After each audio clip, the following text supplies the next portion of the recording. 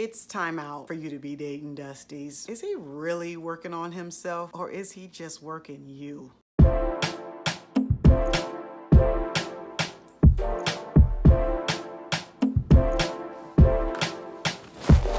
He's good with the kids. He makes me feel good.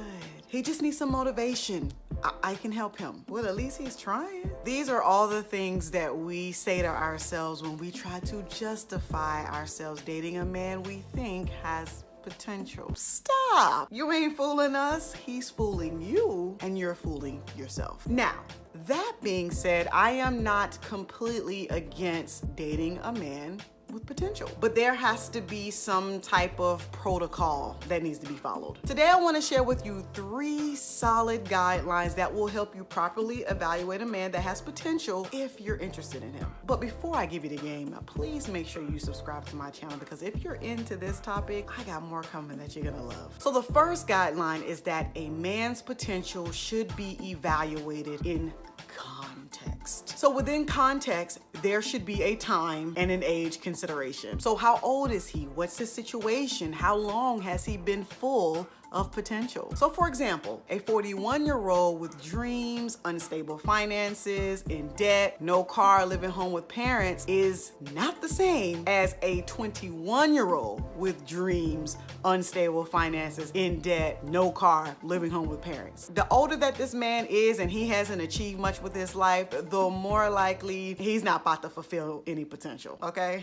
So also within context, there should also be a situation consideration, meaning what are the circumstances surrounding his current position in life. So for example, a man who has been in and out of jail and who has never been economically responsible is not the same as a man who is down on his luck from a previous successful business falling through. Properly analyzing a man's situation can actually reveal to you whether this man has the intelligence, the work ethic, the accountability, and the diligence to follow through with the potential that he has. Short story, a close friend of mine asked a woman to marry him when he was down and economically unstable. Thing is, a few years before, he had built a $500,000 business that actually fell through shortly after they met. But after they got married, he ended up building another $500,000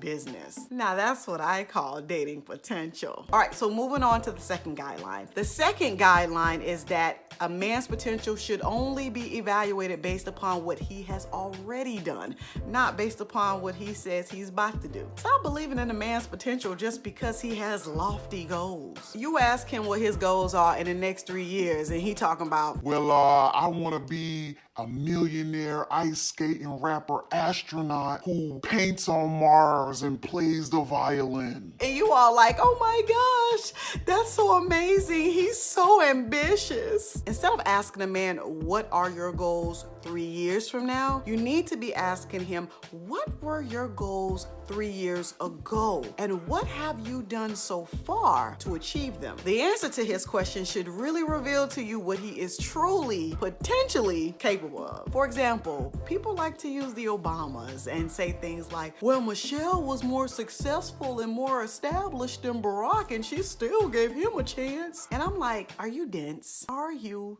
dense? Barack had a degree from Harvard. Dude put in Harvard work, had a golden ticket to the success factory, and y'all trying to act like Michelle really took this huge risk on dating a Dusty. Try again.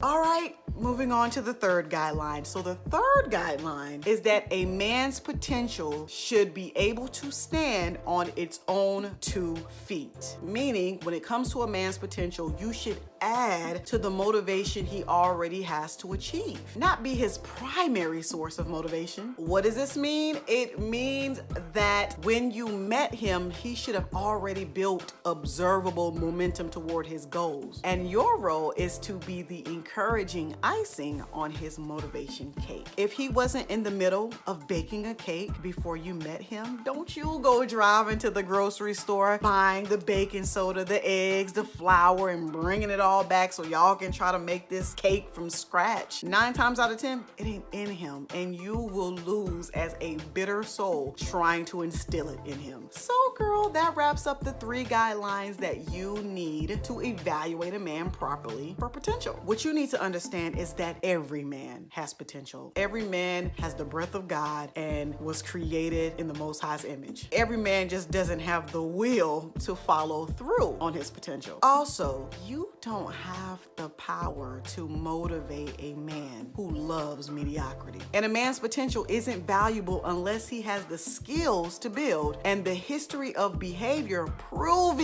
he knows how to turn his dreams into a reality. You want a partner, not a project. And if you truly want to build a legacy through marriage, you have to stop wasting time trying to build an unworthy man. So tell me, sis, are you guilty of dating a man who you felt had potential and it just went nowhere? Let me know in the comments. That's all I have. Thanks for allowing me to serve you. If you like this video, please like and subscribe, and always remember to live for God and love the life that you live.